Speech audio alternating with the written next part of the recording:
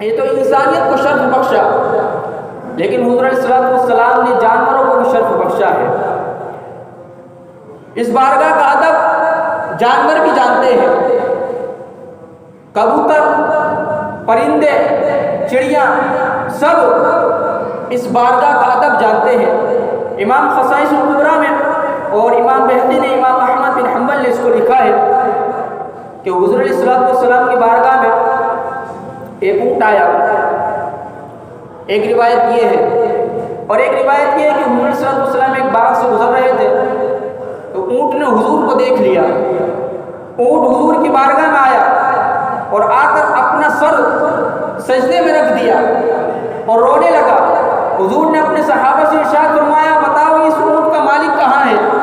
جب یہ بات عرض کی تو صحابہ نے اس شخص کو ڈھونڈا اور اسے بارگاہ نبی میں حاضر کیا۔ حضور نے ارشاد فرمایا، یہ کس کا اونٹ ہے؟ عرض کیا، یا رسول اللہ یہ میرا اونٹ ہے۔ ارشاد فرمایا، یہ تمہاری شکایت مجھ سے کر رہا ہے۔ حضور نے ارشاد فرمایا، تم اس کو کھانا پورا نہیں دیتے ہو لیکن اس سے کام زیادہ لیتے ہو۔ اس کے بعد اس شخص نے کہا، یا رسول اللہ صلی اللہ تعالی علیہ وسلم آج کے بعد یہ شکایت نہیں ہوگی۔